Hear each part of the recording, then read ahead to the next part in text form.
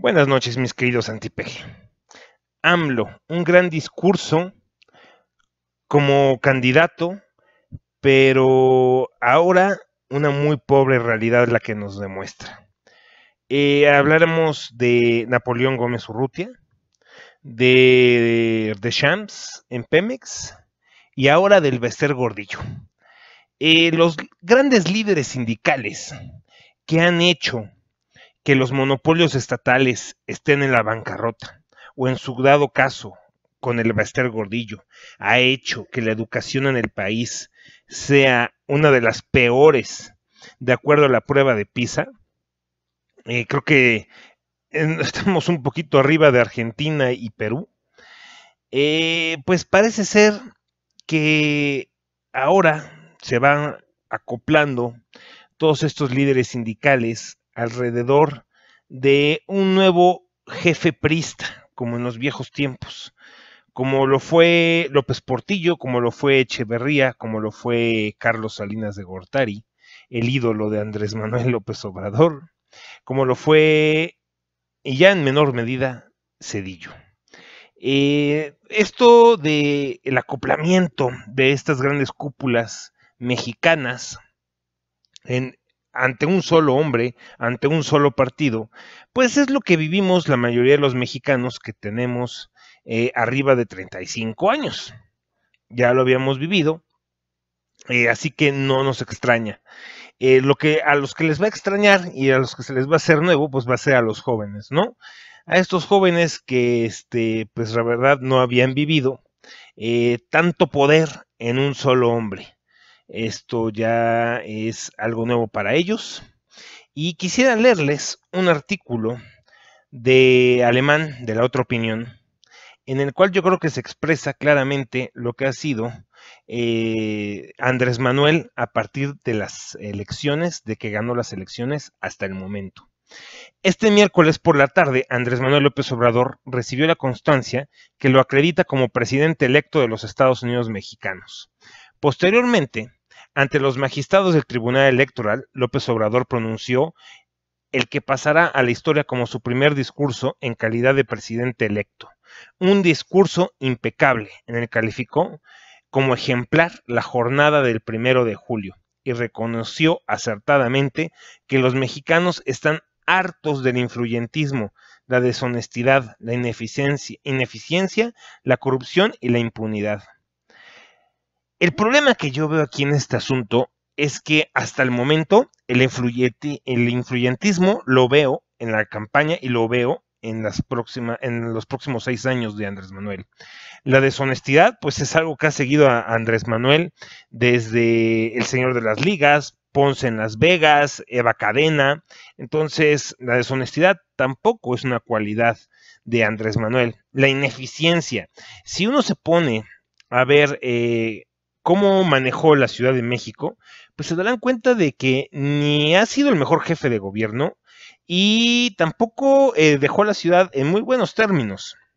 La corrupción, pues la corrupción en la Ciudad de México aumentó a uno de sus mayores niveles cuando él fue jefe de gobierno. Y la impunidad, pues ni se diga, era parte de la corrupción en la Ciudad de México. También asumió que uno de sus mandatos es acabar con la violencia y el velar porque exista un verdadero Estado de Derecho. Además, prometió actuar con respeto a la soberanía de los poderes de la Unión, así como cumplir todos los compromisos que realizó en su campaña. Ahora, Andrés Manuel tendrá a partir del 1 de diciembre 6 años para llevar la realidad de este impecable discurso y realizar una verdadera transformación de la vida pública mexicana. Sin embargo, en el periodo de transición hacia esta cuarta transformación, la realidad ha sido muy distinta al discurso. Revisémoslo. Al referirse a los sentimientos expresados por el pueblo al emitir el sufragio, AMLO dijo: la mayoría de los ciudadanos mexicanos están hartos de la prepotencia, el influyentismo, la deshonestidad, la ineficiencia y desean con todo el alma poner fin a la corrupción y a la impunidad. Cierto, yo me incluyo entre ellos. Pero entonces, ¿por qué responder a este anhelo de los mexicanos con más influyentismo? Ejemplo, el nombrar a su tía Marta Bárcena como embajadora ante Estados Unidos. Eso aquí y en China se llama nepotismo. ¿Por qué incluir en su gobierno a funcionarios de influencia probada, ineficiencia probada, como Marcelo Ebrard, un raterote de la línea 12 del metro, que se tuvo que ir exiliado a París para poder evadir la justicia mexicana? ¿Por qué actuar con prepotencia e imponer en la CFE a un dinosaurio deshonesto y corrupto como Manuel Bartlett? ¿Por qué darle impunidad a través de escaños en el Senado a secuestradoras como Nestora Salgado o al ladrón y corrupto de Napoleón Gómez Urrutia? AMLO también dijo que otro de los mandatos de la mayoría es el evitar la violencia, atendiendo para ello las causas que la originan, reformular la política de seguridad, hoy centrada casi exclusivamente en el uso de la fuerza, a fin de construir la reconciliación nacional en el bienestar y en la justicia. Y agregó que la gente votó para que exista en México un verdadero Estado de Derecho. El pueblo quiere legalidad, no la simulación en la aplicación de la ley. En todo eso estoy de acuerdo con Andrés Manuel. El problema es que ante la necedad del tabasqueño de ofrecer esta amnistía a criminales, los mismos familiares de las víctimas ya expresaron durante el primer foro de pacificación que no va a haber ni perdón ni olvido. Con el pretexto de que si se aplica la ley de Talión nos quedamos chimuelos todos o tuertos, AMLO evade la aplicación del Estado de Derecho. Aplicar la Constitución no es hacer ojo por ojo y diente por diente, sino ejercer las leyes, que es lo que necesita México, que en México exista un Estado de Derecho, que en México se respeten las leyes. Y Andrés Manuel no quiere eso. Andrés Manuel quiere evadirlas. Dijo Andrés Manuel que los mexicanos votaron también para que se ponga a fin a las imposiciones y a los fraudes electorales. Sí, pero puso el grito en el cielo cuando su candidato en Puebla no ganó y dijo que para él el que había ganado había sido Marín en Puebla y no el PAN. Pero el tabasqueño premió con la titularidad de la CFE al autor también de uno de los mayores fraudes electorales en el país, en 1988, fraude que tanto él como Cárdenas anunciaron a todo el que pudo escucharlos en aquel entonces, que había sido orquestado por Carlos Salinas y, en especial, los dos mencionaron a Manuel Bartlett. ¿Dónde está la congruencia? Qué hipócrita eres, Andrés Manuel. López Obrador aseguró que respetará las potestades y la soberanía de los poderes legalmente constituidos. Dijo también que no se entrometerá en la labor de entidades autónomas de Estado, ni ejercerá presión sobre la autoridad encargada de impartir la justicia. Sin embargo, apenas hace unos días, cuando el INE multó a Morena por la operación irregular del fideicomiso por los demás, AMLO acusó al Instituto Autónomo, por cierto, de ejercer una vil venganza.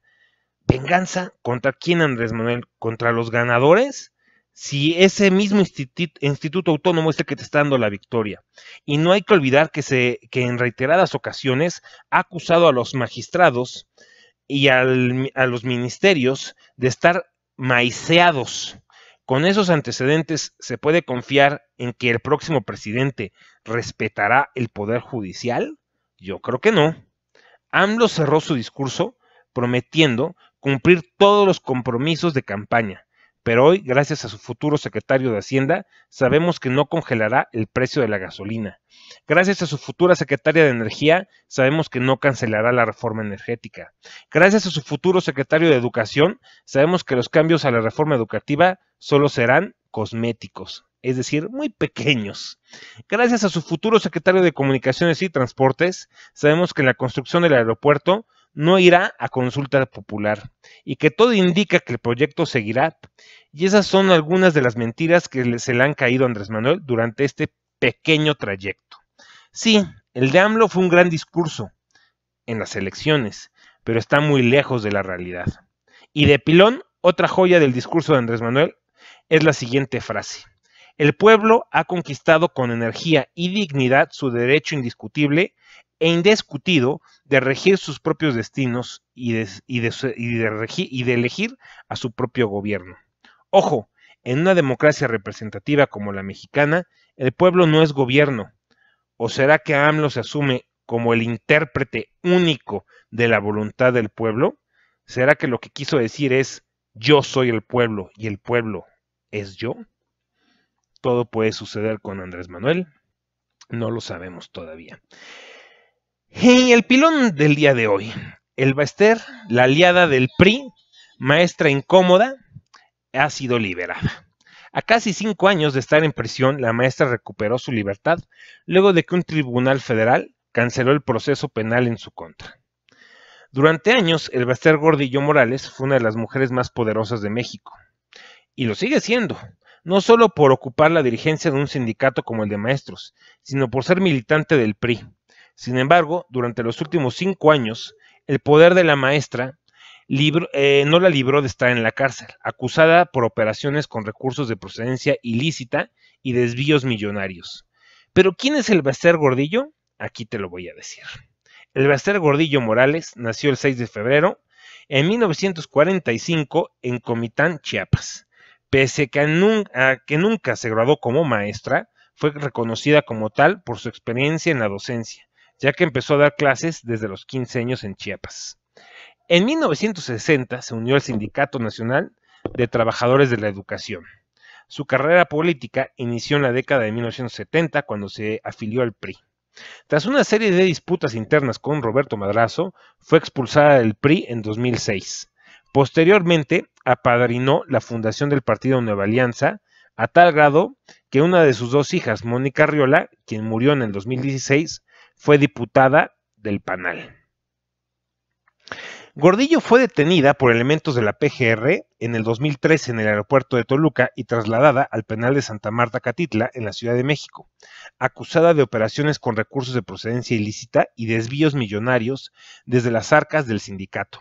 Digo, para esto no necesitamos pruebas, nada más hay que ver las propiedades que se carga el Elba Ester Gordillo para saber que ha hecho desvíos públicos, desvíos del sindicato. El entonces titular de la PGR, Jesús Murillo, informó que la Unidad de Inteligencia Financiera de Secretaría de Hacienda y Crédito Público detectó que del 2008 al 2011 la lideresa magistral usó recursos del sindicato para el pago de pilotos, cirugías estéticas, pero qué mal la dejaron los cirujanos, hospitales y 2 casas. Los casi 5 años que la maestra estuvo recluida los pasó en la prisión de Santa Marta Catitla y en Tepepan, así como en varios hospitales privados debido a sus problemas de salud.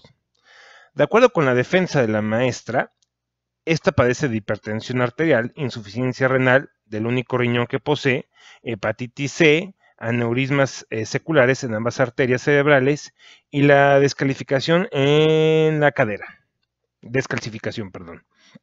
Argumentando problemas de salud, la defensa de Gordillo inició una serie de recursos legales para intentar que el juez le otorgara la medida de prisión domiciliaria, la cual le fue negada en al menos en 3 ocasiones. Tras 5 años, un tribunal federal canceló el proceso penal contra la maestra Elba Ester Gordillo, acusada de los delitos de delincuencia organizada y operación con recursos de procedencia ilícita por 1.978 millones de pesos. Digo, creo que es muy obvio que Elba Ester Gordillo es pues es la líder de un sindicato, es corrupta, obviamente, y pues sí, obviamente se ha de haber robado mucho, como lo ha hecho de Shams, como lo hizo Napito con los 55 millones de dólares del sindicato de mineros, que si fue político el arresto de Elba Ester, muy seguramente, algo habrá hecho o tendría que cumplir el Copetitos para tenerla que meter presa, pero ahora la saca Andrés Manuel López Obrador. Digo, no tenemos que sernos tontos, esto ya está planeado, entonces, pues yo quisiera que los seguidores de Andrés Manuel me contestaran, ¿dónde está la cuarta transformación? Yo sigo viendo un Andrés Manuel bastante priista y una Morena dictatorial, como lo fue el PRI durante sus años mozos. Y veo a los líderes sindicales más fuertes que nunca. Incluso de Shams, que siempre fue criticado por Andrés Manuel, pues ahí se va a quedar en Pemex. El Bester no creo que la manden como nueva lideresa del sindicato, pero tendrá sus brazos políticos que ella misma manejará desde su casa, porque ya está muy enferma, y serán esos brazos los que irán moviendo el sindicato de maestros. Pues así es la cuarta transformación de Andrés Manuel. No sé cómo la vean ustedes, me encantaría leer su opinión, sus comentarios. Buenas noches, cuídense mucho y hasta mañana.